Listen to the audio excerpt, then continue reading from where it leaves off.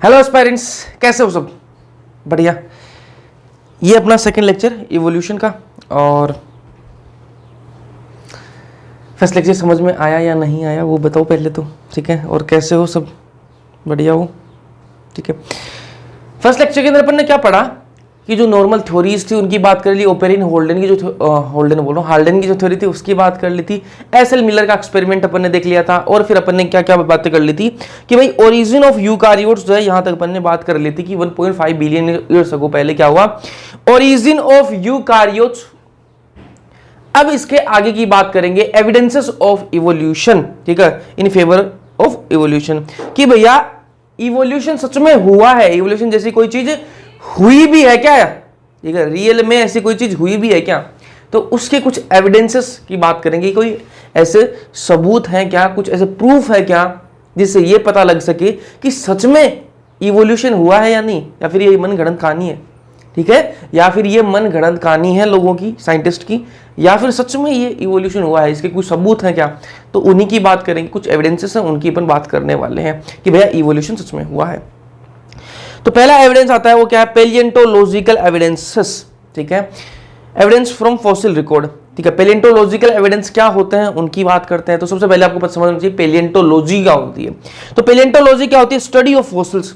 Fossils जानते हो क्या, फॉसिल्स क्या होते हैं जानते हो, कि कोई जानवर है, कोई भी जीव है या फिर जानवर है, कोई भी एनिमल है, ठीक है, जब वो मर जाएगा, मर गया जी, उसके बाद में क्या लग जाएगी, उसके ऊपर बहुत सारी लेयर्स आ जाएंगी, फिर कहीं उसके बाद में उसके क्या मिलेंगे, अपन को अवशेष मिलेंगे, उसके रिमेन्स मिलेंगे, ठीक है। बाद में अपन ने क्या करी, खुदाई करी, डिगिंग करी, ठीक है, उसके बाद अपन को क्या मिले, उसी जानवर की क्या अपन को बहुत सालों बाद में क्या मिले, अवशेष मिले, है ना, तो उनको क्या बोलते हैं अपन, फॉसिल्स बोलते हैं, ठीक है। फॉसिल्स देख लो क्या होते हैं fossils, it is a preserved remain of hard part of organism. जो ऑर्गेनिज्म है उसके जो हार्ड पार्ट है, जो प्रिजर्व हो चुके हैं, उनको क्या बोलेंगे अपन, फॉसिल्स बोलेंगे। और उन फॉसिल्स की स्टडी को क्या बोलते हैं, पेलिएंटोलॉजी बोलते हैं। क्या बोलते हैं, पेलिएंटोलॉजी बोलते हैं। अब आप बोलोगे भैया ये एविडेंस कैसे हुआ कि इवोल्यूशन हुआ है, तो मैंने कहा कि अब आपको कोई कहानी बताए कि भाई हाँ ऐसे डायनासोर थे, तो आपको क्या लगेगी, कहानी लगेगी, इतने बड़े बड़े जानवर हो सकते हैं क्या, अगर होते तो आज क्यों नहीं है, ऐसे विलुप्त कैसे हो गए। तो इसके एविडेंसेस मिले हैं ना कि हाँ डायनासोर सच में एग्जिस्ट करते थे, ठीक है, अलग अलग जगह इसके एविडेंस मिले हैं, ठीक है, उनके डायनासोर के फॉसिल्स मिले हैं। तो उन फॉसिल्स से अपन को पता लगा है कि हाँ ऐसी चीज पहले एग्जिस्ट की थी यार, ठीक है। जगह जगह क्या करती हैं लोग, खुदाई करते हैं, समझो ना, डिगिंग करते हैं ना, तो वो क्या क्या उनको पता लगता है कि हाँ यार वो कहीं कुछ निकलता है, कहीं कुछ निकलता है, तो उनको पता लगता है कि हाँ इस टाइम पर उस टाइम पर ऐसी चीजें रही होंगी, मतलब इवोल्यूशन तो हुआ है, इवोल्यूशन तो हुआ है। तो उसकी स्टडी क्या बोलती है, उसको स्टडी क्या बोलते हैं, पेलिएंटोलॉजी बोलते हैं। तो पेलिएंटोलॉजिकल जो एविडेंसेस हैं उनसे पता लगता है कि भैया इवोल्यूशन हुआ है। तो इससे जो आपके फॉसिल्स हैं ये कहाँ मिलेंगे आपको, सबसे बढ़िया जो फॉसिल्स हैं वो कहाँ मिलेंगे, तो सेडिमेंट्री रॉक्स जो है उनमें मिलेंगे। देखो रॉक्स जो है वो अलग अलग प्रकार के होते हैं। ये एक लेयर है, ठीक है, इस पर क्या था भाई, डायनासोर खड़ा था बेचारा, ये मानो डायनासोर है, ये खड़ा था। अब डायनासोर ये मर गए यहाँ पर, ठीक है, तो मर गया तो कुछ टाइम बाद में इसके ऊपर एक और लेयर बन जाएगी, उसके ऊपर एक और लेयर बन जाएगी, ठीक है। फिर कल को यहाँ कोई ऑर्गेनाइजेशन क्या करेगी, यहाँ पर डिगिंग करेगी, खुदाई करेगी, ठीक है, तब उसको क्या दिखेगा, उसको क्या मिलेगा, इस वाले जो चट्टान है, इस चट्टान के अंदर इसको क्या मिलेगा, इसका फॉसिल्स मिलेगा, डायनासोर का क्या मिलेगा, फॉसिल मिलेगा, ठीक है। तो ये जो फॉसिल जो है वो कौन सी रॉक के अंदर मिलता है, सेडिमेंट्री रॉक के अंदर जो फॉसिल मिलता है ना, वो सबसे बेस्ट फॉसिल होता है। उसको स्टडी करना बहुत आसान होता है उस फॉसिल को। बहुत सारी अलग अलग प्रकार की रॉक्स हैं यार, है ना, चट्टाने जो है वो अलग प्रकार की होती हैं, रॉक्स जो है वो अलग अलग प्रकार की होती हैं। उनमें से सबसे बेस्ट जो है स्टडी के लिए, फॉसिल्स की स्टडी के लिए जो बेस्ट रॉक है वो आपका सेडिमेंट्री रॉक है। ऐसा फॉसिल जो सेडिमेंट्री रॉक्स के अंदर मिले, ऐसा फॉसिल जो सेडिमेंट्री रॉक्स के अंदर मिले, वो उसकी स्टडी करना बहुत आसान होता है, ठीक है। अब ये कैसे पता लगता है, आपके दिमाग में आना चाहिए कि भैया ये कैसे पता लगता है ये फॉसिल्स भाई इतने साल पुराना है, ठीक है, ये कैसे पता लगता है।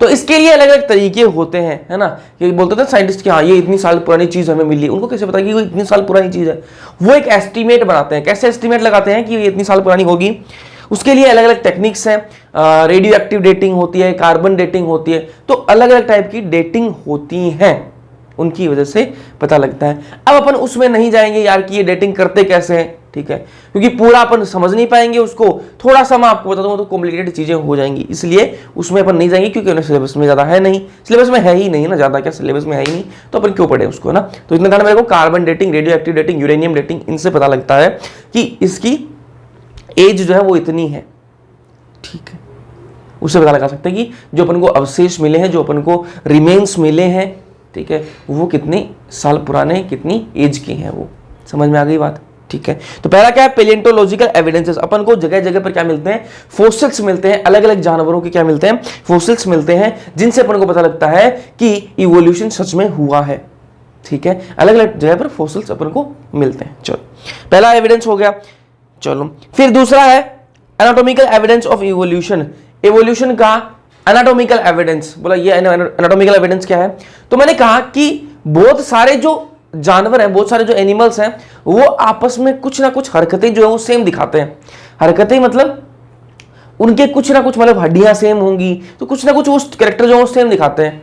ये कैसे, अभी एग्जांपल भी दूंगा आपको। मान लो मैं इंसान हूं, मान रहे हो ना ये बात, तो मैं इंसान हूं और कोई जानवर है, ठीक है, मेरी हाथों की हड्डियां और उस जानवर की हाथों की हड्डियां अगर सेम हो, अगर उनका स्ट्रक्चर सेम है ना, तो अपन मान सकते हैं ना कि हाँ मेरा और उस जानवर का पूर्वज कहीं ना कहीं एक रहा होगा, कहीं ना कहीं एक रहा होगा, ठीक है। इवोल्यूशन से मैं इंसान बन गया, वो जानवर है, लेकिन हमारा पूर्वज कहीं ना कहीं एक रहा होगा, तभी तो हड्डियां सेम आई है, मतलब इवोल्यूशन तो हुआ है, इवोल्यूशन तो हुआ है।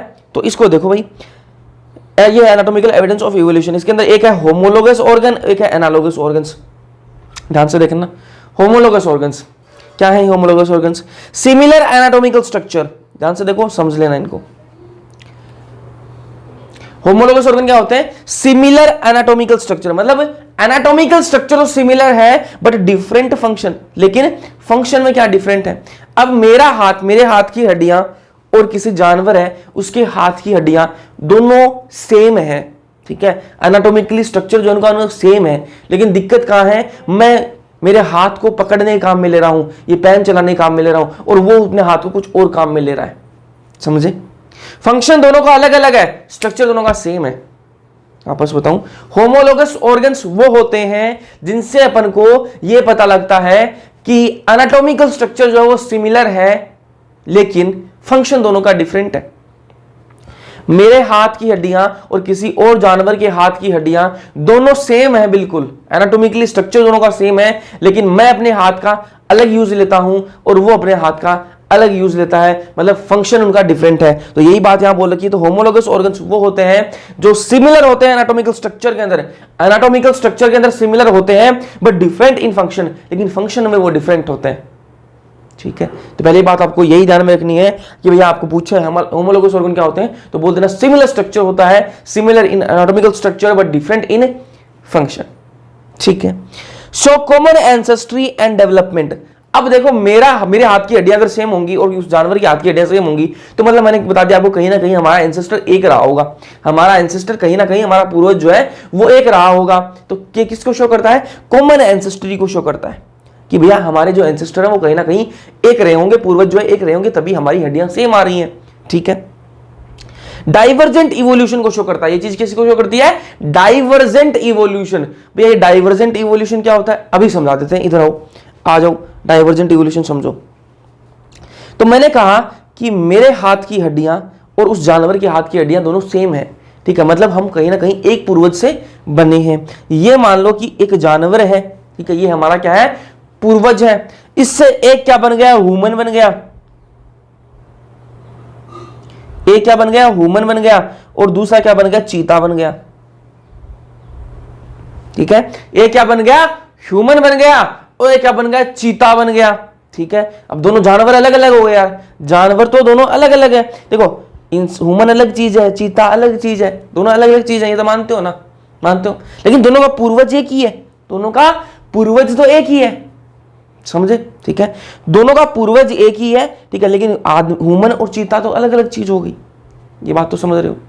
तो मैं बोल रहा हूं किसी एक चीज से दो अलग अलग चीजें बन जाएं, किसी एक चीज से दो अलग अलग चीजें बन जाएं, क्या होता है, डाइवर्जेंट इवोल्यूशन होता है। उसको क्या बोलते हैं, डाइवर्जेंट इवोल्यूशन। किसी भी एक चीज से दो अलग अलग चीजें बन जाएं, वो होती है डाइवर्जेंट इवोल्यूशन है। यहां पर ये एक चीज क्या है, पूर्वज, ठीक है, ये क्या है, एक ही था दोनों का, लेकिन इससे क्या है, दोनों अलग अलग चीजें बन गई, एक ह्यूमन बन गया, एक चीता बन गया, तो क्या है, यहां पर डाइवर्जेंट इवोल्यूशन बोलेंगे। इसको क्या बोलेंगे, डाइवर्जेंट इवोल्यूशन। किसी, आपस में बोल रहा हूं, ध्यान से सुनना, किसी एक चीज से दो अलग अलग चीजें बन जाए, डाइवर्ज हो रही है ना, डाइवर्ज हो रही हैं, किसी भी एक चीज से दो अलग अलग चीजें बन जाएं, वही डाइवर्जेंट इवोल्यूशन होता है। एक चीज से दो अलग अलग चीजें डाइवर्ज होके अलग अलग चीजें बन रही हैं, तो वो क्या होता है, डाइवर्जेंट इवोल्यूशन होता है, ठीक है। तो होमोलोगस ऑर्गन जो है वो किसको रिप्रेजेंट करते हैं, डाइवर्जेंट इवोल्यूशन को शो करते हैं। कैसे शो करते हैं, मेरे हाथ की हड्डियां और जानवर की हाथ की हड्डियां दोनों सेम है, मतलब हमारा पूर्वज कहीं ना कहीं एक रहा होगा। एक पूर्वज से मैं इंसान बन गया और वो जानवर बन गया, मतलब एक चीज से दो अलग अलग चीजें बन रही हैं, तो क्या है, डाइवर्जेंट इवोल्यूशन है। मान रहे हो ये बात, ठीक है।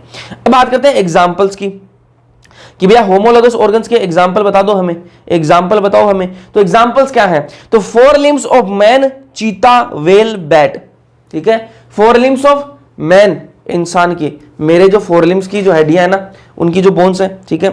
व्हेल, ठीक है, चीता और बैट, इनकी एनाटॉमिकल जो स्ट्रक्चर वो सेम है, चीता की, मैन की, बैट की, ठीक है। इनकी जो एनाटॉमिकल स्ट्रक्चर है व्हेल की, ठीक है, इनकी जो 4 लिम्स की जो एनाटॉमिकल स्ट्रक्चर है वो सेम है, लेकिन फंक्शन यार अलग अलग है, फंक्शन जो है वो अलग अलग है, ठीक है। अब चीता के और मेरे हाथ में सेम थोड़ा ना काम कर रहे हैं यार, है ना। चीता तुमको चलने में काम ले रहा है और मैं लिखने के काम में ले रहा हूँ, ठीक है। तो फंक्शन तो अलग अलग है ना। फिर बात करें और क्या एग्जाम्पल है, तो ये एग्जाम्पल बहुत इंपॉर्टेंट है, एग्जाम के अंदर पूछे गए हैं, आपको पता होने चाहिए। Mouth parts of cockroach, honey bee, mosquito, butterfly, ठीक है। माउथ पार्ट्स ऑफ कॉकरोच के जो माउथ पार्ट्स हैं, हनी बी के, मस्किटो के और बटरफ्लाई के, इनके एनाटॉमिकल स्ट्रक्चर सेम है, लेकिन फंक्शन जो है वो अब डिफरेंट है। फंक्शन सबका क्या है, डिफरेंट फंक्शन है, ठीक है।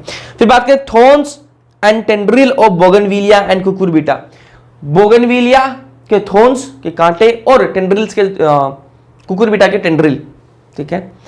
थॉर्न्स किसके, बोगनविलिया के। बोगनविलिया एक प्लांट होता है जिसके पिंक पिंक कलर के फूल आते हैं, और आपने देखा सबने है, अगर आपको नाम नहीं पता, नाम से नहीं जानते हो कि हाँ उस प्लांट का ये नाम है, बोगनविलिया बोलते हैं उसको, तो जाओ गूगल पे सर्च करो बोगनविलिया, आपको वो प्लांट दिख जाएगा, और आपने सबने वो रियल लाइफ में देख रखा है, ठीक है। चलो, तो मैं बोल रहा हूं कि बोगनविलिया के जो कांटे हैं, थॉर्न है, और कुकुरबिटा के जो टेंड्रिल है, वो दोनों आपस में क्या है, होमोलोगस ऑर्गन है। एनाटॉमिकल स्ट्रक्चर सेम है, लेकिन फंक्शन डिफरेंट है, ठीक है। टेंड्रिल क्या होता है वो टेंड्रिल बता दूं मैं आपको, ठीक है। कुकुरबिटा की भैया ये बेल है, कुकुरबिटा की क्या है, ये बेल है, ठीक है। बेल सबने देखी होगी कभी ना कभी। तो इसके ऊपर क्या लगा भाई, इसके आगे जो एक पतली सी स्ट्रक्चर होती है, पतली सी एक स्ट्रक्चर होती है, इस बेल के आगे पतली सी स्ट्रक्चर होती है, उस स्ट्रक्चर को आप धागे से जिस तरह बांधोगे ना, उस स्ट्रक्चर को आप धागे से जिस तरह बांधोगे वो उसी तरफ चल देगी, क्लाइंबिंग का काम करती है वो ना। ये जो स्ट्रक्चर है इसी को क्या बोलते हैं, टेंड्रिल बोलते हैं, टेंड्रिल बोलते हैं। तो बोगनविलिया के जो कांटे हैं और कुकुरबिटा की जो टेंड्रिल है, दोनों आपस में क्या है, होमोलोगस ऑर्गन है, क्योंकि दोनों के एनाटॉमिकल स्ट्रक्चर सेम है, लेकिन फंक्शन दोनों का डिफरेंट है, ठीक है। चलो फिर बात करेंगे अपन एनालोगस ऑर्गन की। होमोलोगस ऑर्गन समझ में आ गई, तो ये भी किसको दिखाते हैं कि भैया कहीं ना कहीं इवोल्यूशन हुआ है, ये भी एक एविडेंस के रूप में काम कर रहा है। भाई चीता के हाथ की जो हड्डियां हैं और मेरे हाथ की हड्डियां दोनों सेम दिख रही हैं, मतलब कहीं ना कहीं हमारा पूर्वज एक ही है, मतलब इवोल्यूशन तो हुआ है, इवोल्यूशन हुआ, तो ये भी एक एविडेंस है। फिर बात करें एनालोगस ऑर्गन्स की। एनालोगस ऑर्गन को क्या होते हैं, तो ये बस होमोलोगस ऑर्गन जो होते हैं उनका जस्ट उल्टा है। होमोलोगस जो ऑर्गन्स हैं उनका जस्ट उल्टा है। होमोलोगस ऑर्गन्स क्या बताया मैंने आपको कि एनाटॉमिकल स्ट्रक्चर सेम है लेकिन फंक्शन डिफरेंट है। यहां पर क्या होगा, एनालॉगस ऑर्गन के अंदर क्या होगा, different anatomical structure but similar function. Anatomical structure अलग अलग है लेकिन फंक्शन सेम है, ठीक है, लेकिन फंक्शन क्या है, सेम है। और वहां पर क्या हुआ था, एनाटॉमिकल स्ट्रक्चर सेम था लेकिन फंक्शन अलग अलग था। होमोलोगस ऑर्गन के अंदर क्या था, एनाटॉमिकल स्ट्रक्चर जो है वो सिमिलर था लेकिन फंक्शन जो है वो डिफरेंट था। और यहां पर क्या हो रहा है, एनाटॉमिकल स्ट्रक्चर डिफरेंट है लेकिन फंक्शन तो सेम है, फंक्शन सिमिलर है। एग्जांपल से समझाएंगे, ठीक है। ये क्या कन्वर्जेंट इवोल्यूशन है, वो क्या था, डाइवर्जेंट इवोल्यूशन। ठीक है। ये जो होमोलोगस ऑर्गन ये डाइवर्जेंट इवोल्यूशन को शो करते हैं, और ये किसको शो करता है, कन्वर्जेंट इवोल्यूशन। बोला भैया हमें डाइवर्जेंट इवोल्यूशन समझ में आ गया था कि किसी एक पूर्वज से दो अलग अलग चीजें बन जाए, किसी एक चीज से दो अलग अलग चीजें बन जाए, वो डाइवर्जेंट इवोल्यूशन होता है। कन्वर्जेंट इवोल्यूशन क्या होता है वो हमें समझ नहीं आया, अभी बताएंगे, समझाएंगे तब आएगा ना। इधर आओ, कन्वर्जेंट इवोल्यूशन समझाते हैं आपको। ये भाई कोई है बटरफ्लाई, बटरफ्लाई बन के तुसी बटरफ्लाई, बटरफ्लाई है, ठीक है। और ये क्या है, बर्ड है, सब जानते हो, पक्षी, पोपट, ठीक है। बटरफ्लाई है और बर्ड है, ठीक है। बटरफ्लाई अलग चीज होती है यार, बर्ड अलग चीज होती है, दोनों अलग अलग चीजें, ये तो मानते हो ना कि बटरफ्लाई अलग है और बर्ड अलग अलग है, ये मानते हो, दोनों दो अलग अलग चीजें हैं। लेकिन दोनों का काम क्या है यार, दोनों क्या क्या काम कर रही हैं, उड़ने का काम कर रही हैं।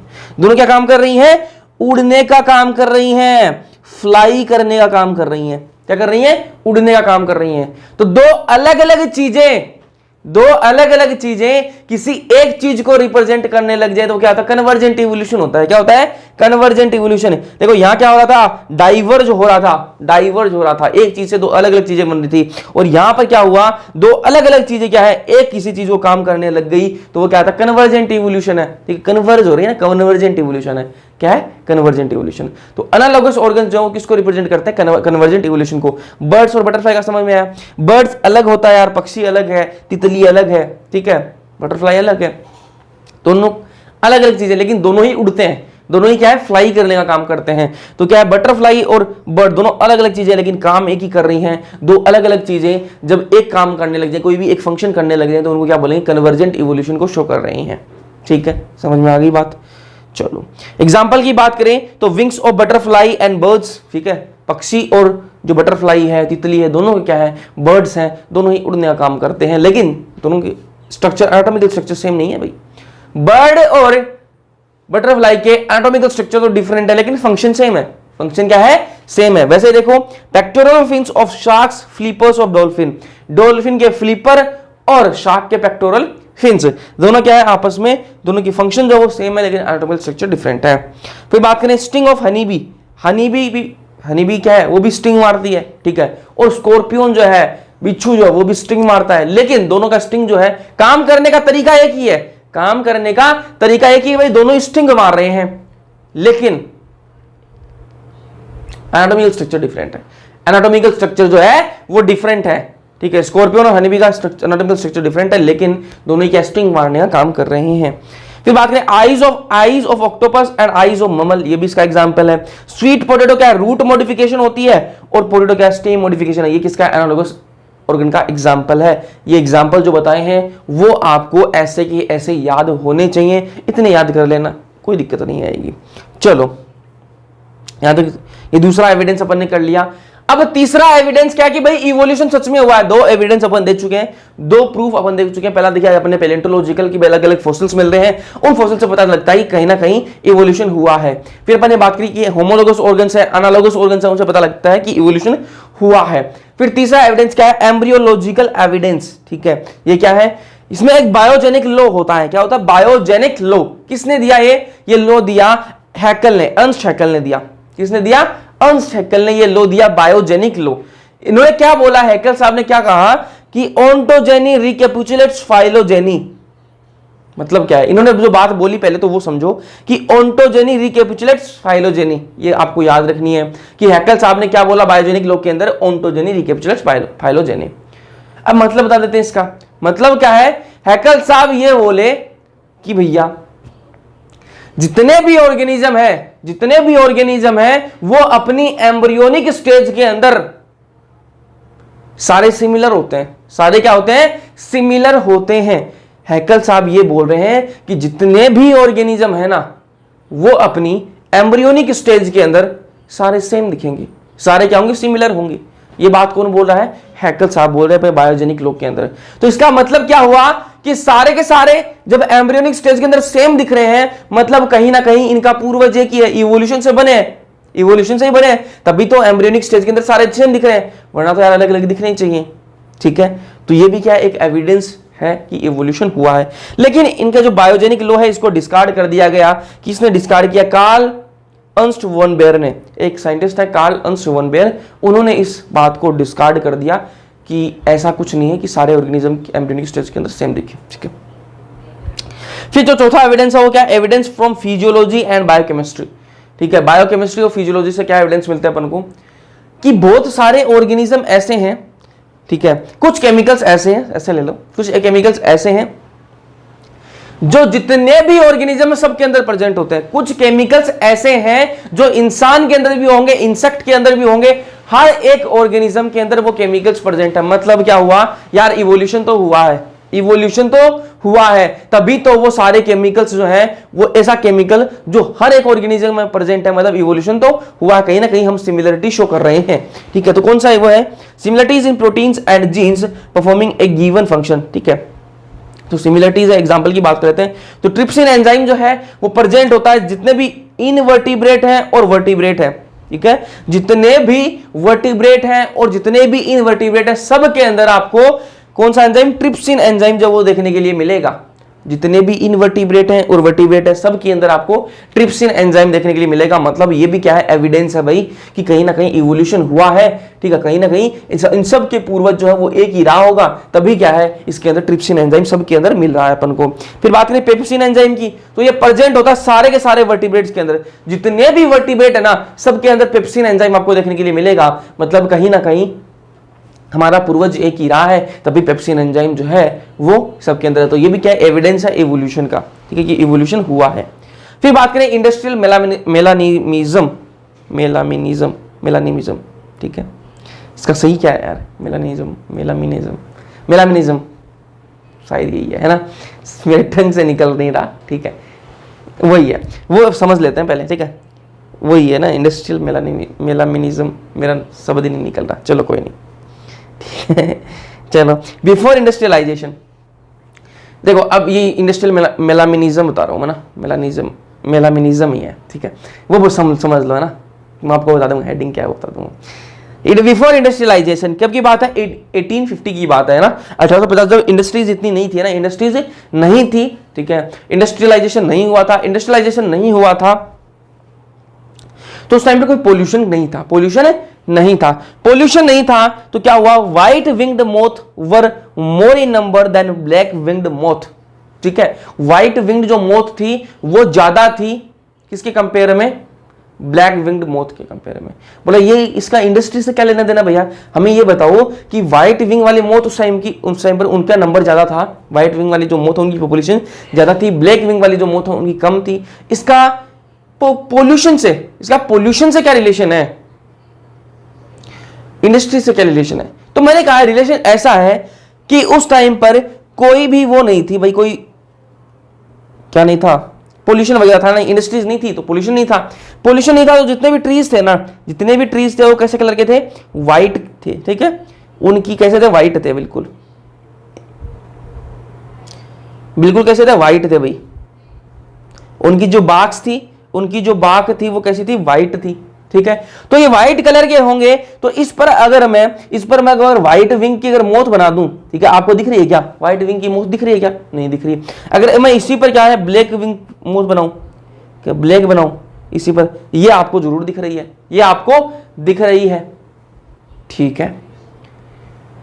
तो जब प्रीडेटर आता है इनका, ठीक है, उस टाइम पर 1850 की बात कर रहा हूं मैं, उस टाइम पर जब इनको खाने वाला जो प्रीडेटर है, मान लो जो ऐसा जो मोथ खाता हो, ठीक है, वो प्रीडेटर आया, जब वो प्रीडेटर आएगा तो व्हाइट वाली तो छुप जाएगी, वो तो दिखेगी नहीं, क्योंकि जो स्टेम है, जो ट्री है, उसकी जो स्टेम है, जो उसकी बार्क है, उसका रंग, उसका कलर कैसा, व्हाइट कलर का है, तो वो जो व्हाइट विंग्ड मोथ है वो तो छुप जाएगी। दिखेगी कौन, व्हाइट पर, ब्लैक तो बढ़िया से दिखेगा, व्हाइट कलर पर ब्लैक तो बढ़िया से दिखेगा, तो ब्लैक विंग वाली मोथ है वो बढ़िया दिखेगी, तो जो प्रीडेटर आएगा वो उसको खा जाएगा। ऐसा ही देखो यहाँ इस डायग्राम के अंदर, एनसीडी का डायग्राम है, ये जो व्हाइट कलर की बार्क है उस टाइम पर कैसे कलर की थी, बार्क व्हाइट कलर की, तो व्हाइट वाले तो छुप गई और ये जो ब्लैक वाली है ये दिख रही थी, तो प्रीडेटर आया और इसको खा लिया। ठीक है, तो इसका नंबर जो ब्लैक विंग वाली, क्योंकि नंबर तो कम हो गया यार, प्रीडेटर सिर्फ ब्लैक विंग्ड मोथ को खा रहा है, ठीक है, तो उसका नंबर कम हो ही जाएगा, और व्हाइट वाली को कोई खा नहीं रहा तो उसका क्या है नंबर बढ़ जाएगा। तो इसलिए क्या 1850 के अंदर इंडस्ट्रीज नहीं थी, बिफोर इंडस्ट्रियलाइजेशन, तो व्हाइट विंग्ड मोथ जो है वो more in number than black wing moth. ठीक है, ब्लैक विंग मोथ वाली जो है वो कम थी, ठीक है।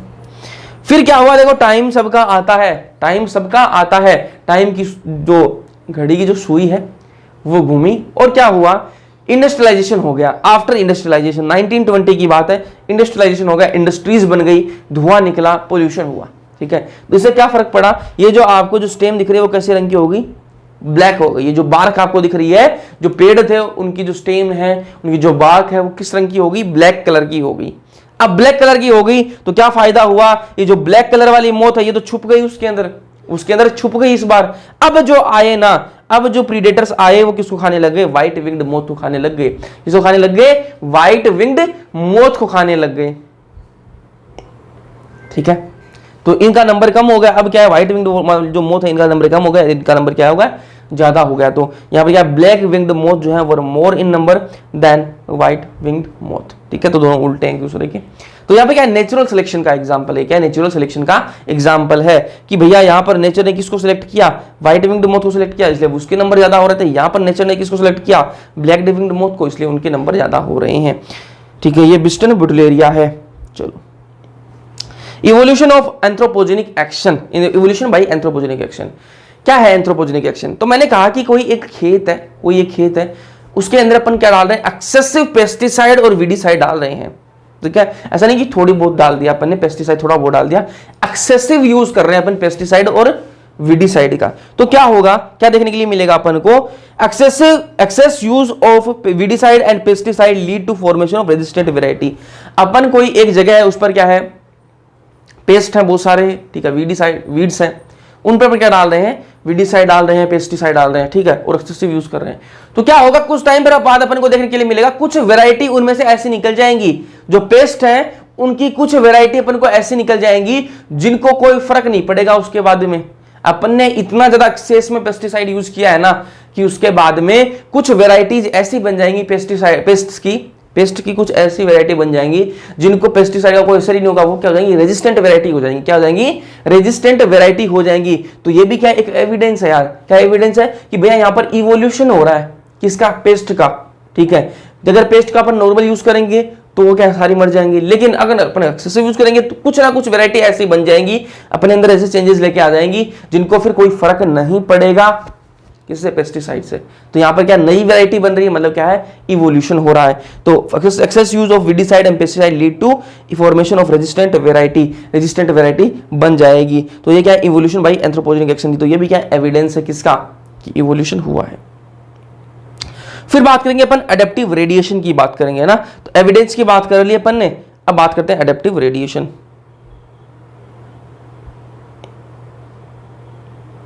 चलो, एडेप्टिव रेडिएशन क्या है उसकी बात करने से पहले डार्विन साहब की बात करते हैं। डार्विन जो थे ना, एक साइंटिस्ट थे, इज्जत थी, काफी इज्जत थी, इंग्लैंड से आते। तो गवर्नमेंट ने इनको बोला कि डार्विन साहब खर्चा हम देंगे, आप घूमने जाओ। तो डार्विन साहब के पास में कॉल आया होगा, कॉल तो क्या चलते होंगे उस टाइम पर, उनको बोला, तो उन्होंने कहा कि यार क्यों मजाक कर रहे हो, ठीक है, ऐसा कौन खर्चा देता है, भाई सरकार देगी, खर्चा सरकार देगी, आप घूमने जाओ, ठीक है, और कुछ नई डिस्कवरी करके लेके आओ, ताकि देश का नाम बने, तो डिस्कवरी करके लेके आओ। तो इनको भेजा, इनको एक तो शिप दे दी, शिप का नाम क्या था, HMS बीगल। क्या नाम था, HMS बीगल। एक तो इनको शिप दे दी, ठीक है, बोलो सारा खर्चा सरकार उठाएगी, 3 साल तक आप घूम के आओ, 3 साल का टाइम है बढ़िया, आप 3 साल तक बढ़िया घूमो। ये चले गए, ठीक है। 1831 के अंदर इन्होंने वो जर्नी अपनी स्टार्ट करी, 1831 के अंदर, है ना, घूमने गए, समुद्र के अंदर जा रहे थे। अब यार खर्चा सरकार का लग रहा है, ठीक है, क्यों नहीं घूमने जाएगा इंसान, क्यों नहीं घूमने जाएगा, बोला कि हम जाएंगे, क्यों नहीं जाएंगे भैया, जब खर्चा खुद का लग रहा हो तब तो सोचे भी इंसान, सरकार का लग रहा था। तो गए घूमने, 3 साल का टाइम दिया गया था, ये 5 साल तक नहीं लौटे, 5 साल तक नहीं आए। क्यों नहीं आए, क्योंकि खर्चा सरकार का लग रहा था, क्यों नहीं घूमेंगे, 3 साल का नाम लिया, 5 साल तक घूम के आएंगे, बिल तो सरकार भर रही है ना, बिल तो सरकार दे रही है।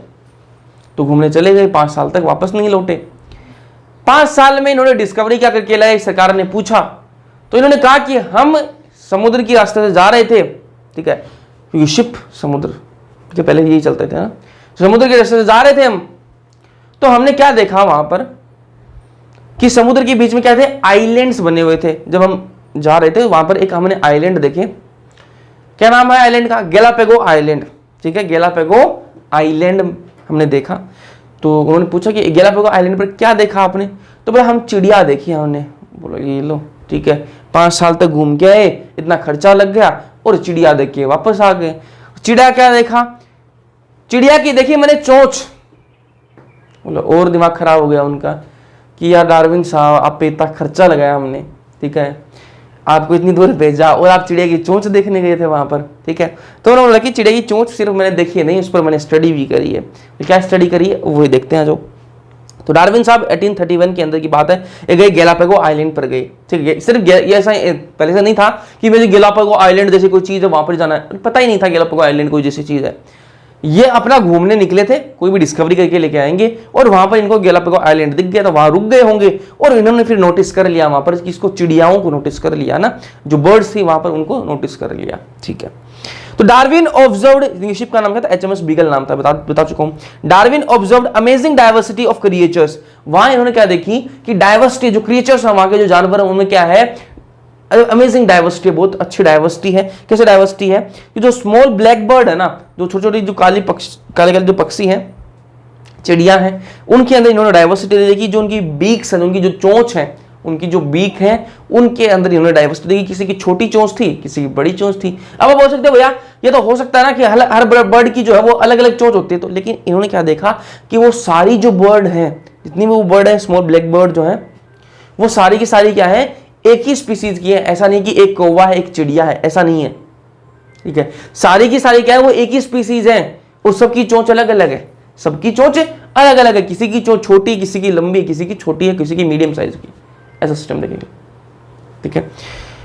तो लेटर कॉल्ड डार्विन फिंचेस। फिर उन चिड़ियाओं का नाम क्या रख दिया? डार्विन फिंचेस रख दिया। क्या रख दिया? डार्विन से फिंचेस, डार्विन की चिड़कली, ठीक है, डार्विन फिंचेस। तो ये क्या है इनका? देखो ये एडेप्टिव रेडिएशन कैसे है, उसकी बात कर लेते हैं ना। ये तो आपको समझ में आ गया होगा, ये तो आपको समझ में आ गया होगा कि डार्विन साहब कहाँ गए, क्या क्या किया। अब एडेप्टिव रेडिएशन समझ लेते हैं क्या होता है ना।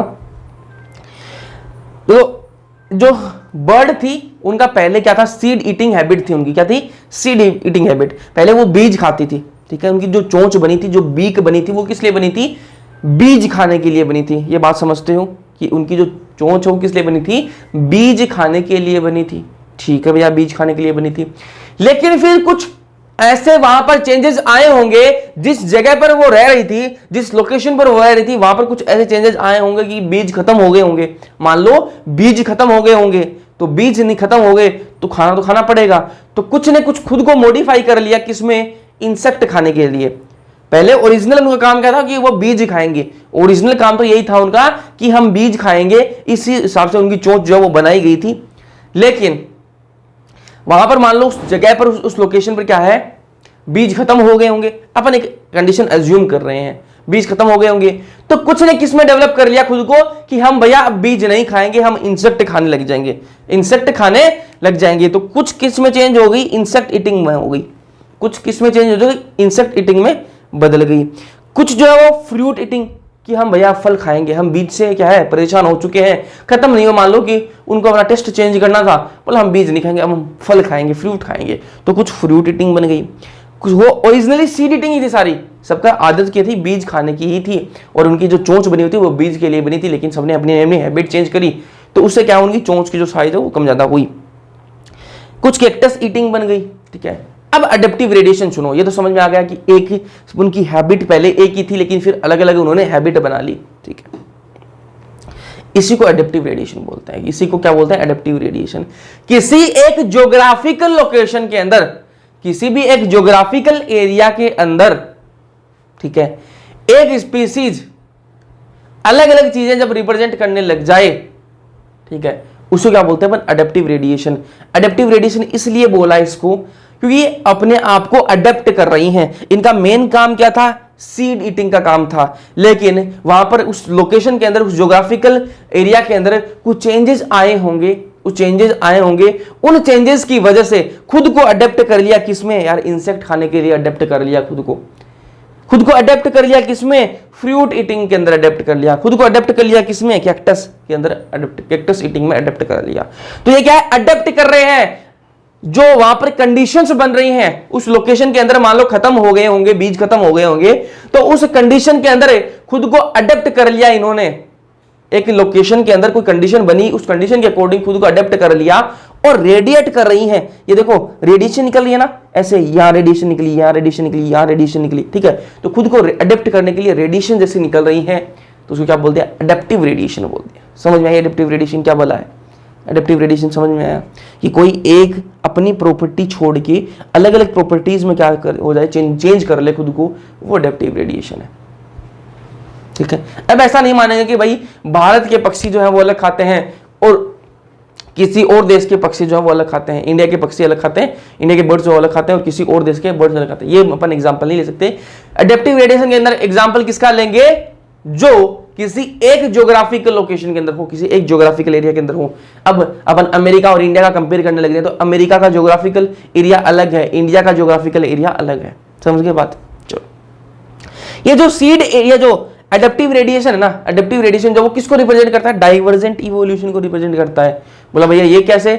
एडेप्टिव रेडिएशन तो हमें समझ में आ गया, लेकिन ये डाइवर्जेंट इवोल्यूशन कैसे रिप्रेजेंट करता है? तो मैंने आपको थोड़ी देर पहले बताया था कि डाइवर्जेंट इवोल्यूशन क्या होता है कि किसी भी एक चीज से जब दो अलग अलग चीजें बन जाए, वह डाइवर्जेंट इवोल्यूशन होता है। अभी दिखा देता हूं, आपको बताया था लेकिन दिखा भी देता हूं, आपको याद आ जाए वापस।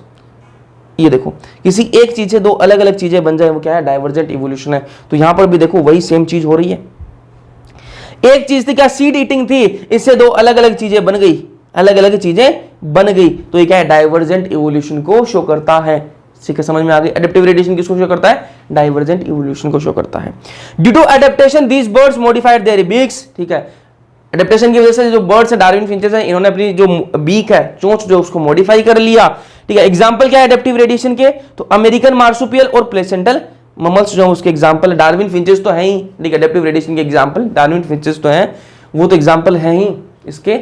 वो क्या एग्जांपल है? आपके अमेरिकन मार्सुपियल और प्लेसेंटल ममल्स जो हैं वो भी इसके एग्जांपल है, ठीक है। ये क्या है? मार्सुपियल्स हैं, ठीक है। अब ये देखो, ध्यान से देखो इनको, ये ऑस्ट्रेलिया के अंदर है ना। अब वहां पर कुछ चेंजेस आए होंगे, वहां पर कुछ ज्योग्राफिकल चेंजेस आए होंगे, उसकी वजह से ये पहले सारे एक ही थे, ठीक है, पहले सारे एक ही थे, लेकिन फिर कुछ टाइगर कैट बन गए, कुछ टास्मेनियन वोल्फ, कुछ सुगर ग्लाइडर, कुछ मार्सुपियल मोल, कुछ कोयला, कुछ बैंडिकूट, कुछ वोम्बेट, कुछ कंगारू, कुछ मार्सुपियल रेड, कुछ बैंडेड एंटीटर, ठीक है। तो सब अलग अलग के अंदर चेंजेस हो गए। तो ये क्या है? रेडिएशन है, मार्सुपियल रेडिएशन है, ठीक है। एडेप्टेशन के अलग अलग एडेप्टेशन के लिए उस ज्योग्राफिकल एरिया के अंदर कुछ चेंजेस आए, उन चेंजेस को सहन करने के लिए, उन चेंजेस के लिए अडेप्ट करने के लिए खुद को उन चेंजेस के लिए अडेप्ट करने के लिए इन्होंने क्या है? अपने आप को बदल लिया। वही क्या होता है? एडेप्टिव रेडिएशन होता है। तो ये क्या है? डाइवर्जेंट इवोल्यूशन भी था, किसी एक चीज से यार दो अलग अलग चीजें बन रही हैं, अलग अलग चीजें बन रही हैं, तो ये क्या है? डाइवर्जेंट इवोल्यूशन भी है। और ये क्या है? किसका एग्जाम्पल है? तो आपको पूछ ले कि मार्सुपियल जो है, अमेरिकन जो मार्सुपियल है, यहां पर क्या लिखेगा? अमेरिकन लिख दिया ना मैंने। अमेरिकन जो मार्सुपियल्स है और प्लेसेंटल ममल्स जो है वो क्या है? एडेप्टिव रेडिएशन के एग्जांपल है। Adaptive radiation of marsupial of Australia, ठीक है। चलो, अमेरिकन नहीं यार, ऑस्ट्रेलियन मार्सुपियल है। मैं सोच रहा हूँ कब से कि अमेरिकन कहाँ से आ गया, ऑस्ट्रेलियन मार्सुपियल आएगा, अमेरिकन गलती से लिख दिया भाई, माफी चाहूंगा। ऑस्ट्रेलिया, तभी मेरा ध्यान जा रहा था बार बार कि यार गलती कैसे हो सकती है। ऑस्ट्रेलियन मार्सुपियल है ना। चलो, अब बात करते हैं कन्वर्जेंट इवोल्यूशन। कन्वर्जेंट इवोल्यूशन मैं आपको बता चुका हूं क्या होता है। कन्वर्जेंट इवोल्यूशन बताया तो था थोड़ी देर पहले कि दो अलग अलग चीजें मिलकर कोई एक चीज बना ले, दो अलग अलग चीजें मिलकर कोई एक चीज बना ले तो कन्वर्जेंट इवोल्यूशन होता है। देखो, एक चीज से दो अलग अलग चीजें बन जाए, एक चीज से दो अलग अलग चीजें बन जाए, वो आपका होता है डाइवर्जेंट इवोल्यूशन। दो अलग अलग चीजों से कोई एक चीज बन जाए वो तो कन्वर्जेंट इवोल्यूशन। वापस बोलूं, ध्यान से सुनना, वापस बोलूंगा और ध्यान से सुन लेना। किसी एक चीज से दो अलग अलग चीजें बन जाएं, डाइवर्जेंट इवोल्यूशन, और दो अलग अलग चीजों से कोई एक चीज बन जाए, कन्वर्जेंट इवोल्यूशन, ठीक है। तो अभी देखना, अब मैंने आपको बताया था कि एडेप्टिव रेडिएशन क्या होता है, तो आप बोलोगे भैया डाइवर्जेंट इवोल्यूशन होता है। एडेप्टिव रेडिएशन क्या होता है? डाइवर्जेंट इवोल्यूशन होता है। यहां तक तो कोई दिक्कत नहीं है। अब कन्वर्जेंट इवोल्यूशन को समझो। More than one adaptive radiation, अगर अडेप्टिव, देखो अगर अकेला एडेप्टिव रेडिएशन हो रहा ना, अगर अकेला एडेप्टिव रेडिएशन हो रहा है तो आप बोलोगे कि डाइवर्जेंट इवोल्यूशन है। लेकिन किसी एक एरिया के अंदर, कोई एक एरिया है उसके अंदर अगर दो एडेप्टिव रेडिएशन हो रहे हैं ना, तो क्या कन्वर्जेंट इवोल्यूशन को शो करेंगे? मतलब ये क्या होगा? कन्वर्जेंट डाइवर्जेंट क्या होगा? कुछ नहीं हुआ यार, ध्यान से देखो, इधर आओ, इधर आओ, इजी है, बिल्कुल इजी है। मैं ये बोल रहा हूं कोई ये एक ज्योग्राफिकल एरिया है, बिल्कुल है। अगर इसके अंदर कोई एक ही क्या हो रहा है, एक ही एडेप्टिव रेडिएशन हो रहा है, उसको क्या है? डाइवर्जेंट इवोल्यूशन है। वो क्या है? Divergent evolution. कोई एक ज्योग्राफिकल एरिया है, उसके अंदर कोई एक एडेप्टिव रेडिएशन हो रहा है, तो मतलब क्या है? वो डाइवर्जेंट इवोल्यूशन है।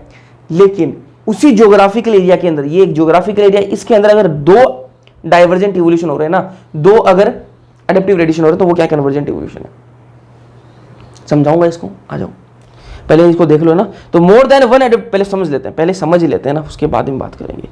पहले इसको समझ लेते हैं, उसके बाद में आगे की बात करेंगे। ये ए है, ये बी है, ठीक है। ये पूरा ज्योग्राफिकल लोकेशन है इनकी, है ना, ये एक ज्योग्राफिकल एरिया है, इसके अंदर ये सारा काम चलेगा। ये ज्योग्राफिकल एरिया है, ठीक है, कोई दिक्कत नहीं है यहां तक। तो अब ये ए से क्या है? एडेप्टिव रेडिएशन हो रहा है भाई। एडेप्टिव रेडिएशन सब जानते हो आप, है ना। इससे क्या है? अलग अलग बन रहे हैं भाई, क्योंकि यहां पर कंडीशंस अलग हुई हैं। इस एरिया के अंदर, ज्योग्राफिकल एरिया के अंदर कुछ कंडीशंस में बदलाव हुआ, उसके लिए क्या है? सब चेंज हो गए। ये एडेप्टिव रेडिएशन है भाई, ठीक है। इधर ये बी है, इसके अंदर भी चेंजेस आएंगे।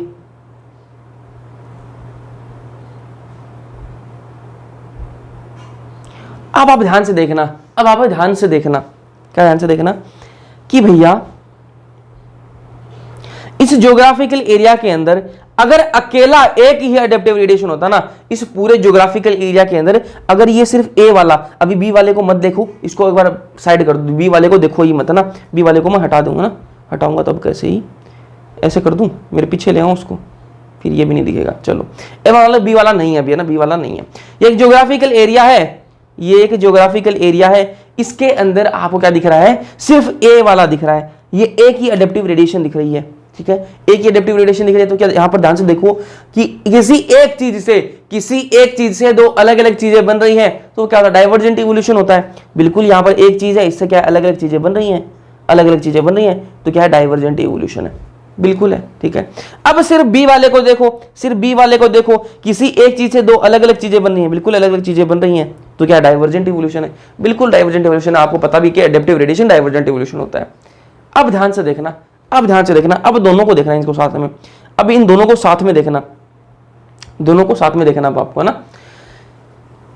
ये ए वाला जो है ना, वो अलग अलग चीजें बन रहा है, डाइवर्जेंट इवोल्यूशन है, बिल्कुल है। बी वाला भी अलग अलग चीजें बना रहा है, वो भी क्या है? डाइवर्जेंट इवोल्यूशन है। लेकिन दोनों को ध्यान से देखो, ये ए वाला जो बना रहा है ना, वो यहां पर क्या आ रहा है? कन्वर्ज होके यहां नहीं आ रहा क्या?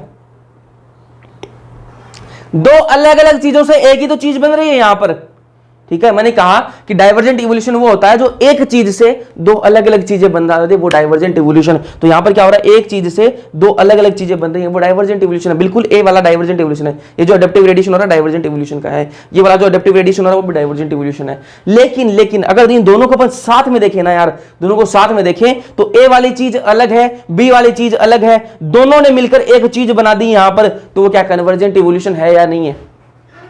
कन्वर्जेंट इवोल्यूशन है या नहीं है? जल्दी बताओ, जल्दी बताइए, कन्वर्जेंट इवोल्यूशन है या नहीं है? है ना? समझ में आई या नहीं आई? ये एडेप्टिव रेडिएशन है। मैंने कहा कि सिर्फ एक एडेप्टिव रेडिएशन होगा तो वो डाइवर्जेंट इवोल्यूशन है। ये अकेला एडेप्टिव रेडिएशन डाइवर्जेंट इवोल्यूशन है।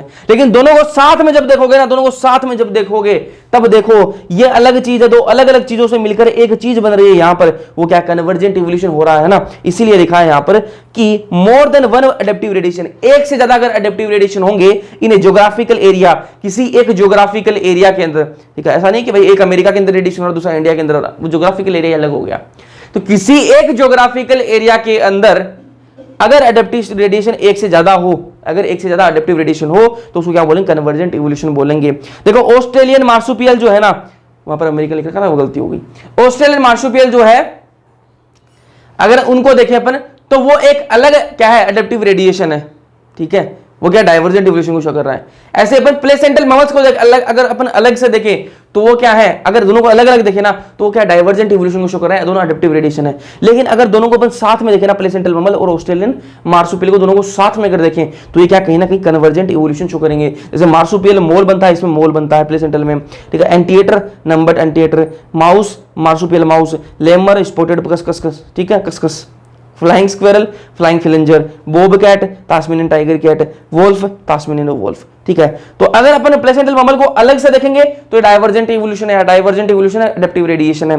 अगर अपन ऑस्ट्रेलिया मार्सुपियल को अलग से देखें तो ये भी डाइवर्जेंट इवोल्यूशन है, एडेप्टिव रेडिएशन। लेकिन अगर दोनों को साथ में देखें ना, दोनों को साथ में देखें तो ये कन्वर्जेंट इवोल्यूशन है। समझ में आ गई बात, समझ में आ रही है बात।